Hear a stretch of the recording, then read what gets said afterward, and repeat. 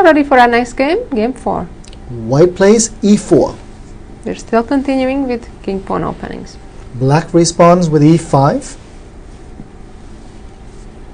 And this time white plays d4.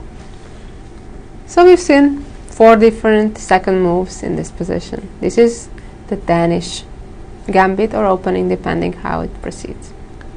And black plays e takes d4. That's the most logical and common response. White capture the pawn back with queen takes d4. Well, remember I said don't bring your queen out early.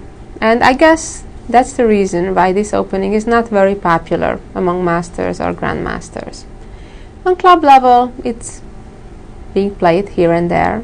It's not an opening where white is worse, but certainly gives out the advantage of the opening. And now black plays queen to f6. Well, black returns the favor. That move brings white back to the game.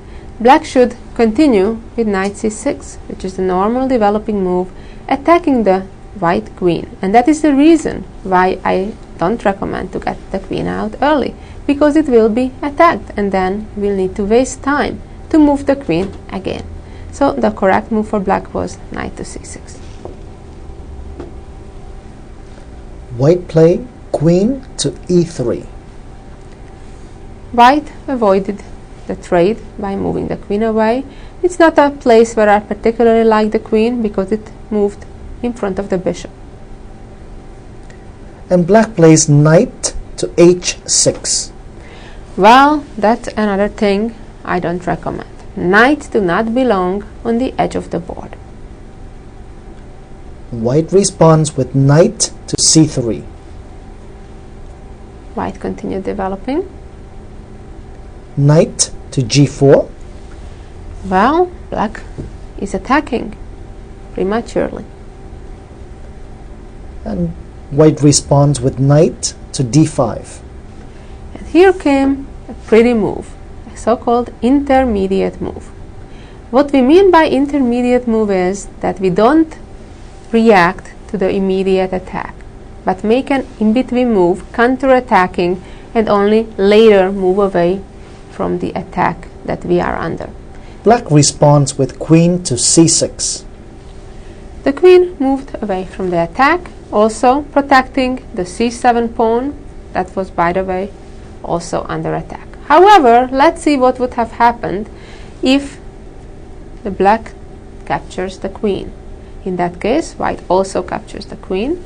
Very importantly, with a check, so black does not have the time to capture the pawn on c2, has to take the knight, and then white can take back with the bishop with a superior endgame because white has a better pawn structure. Black's pawns got ruined, they are doubled up in 3 islands, 1, 2, 3, while white has nice connected pawns in only 2 islands. That's why when black moved the queen,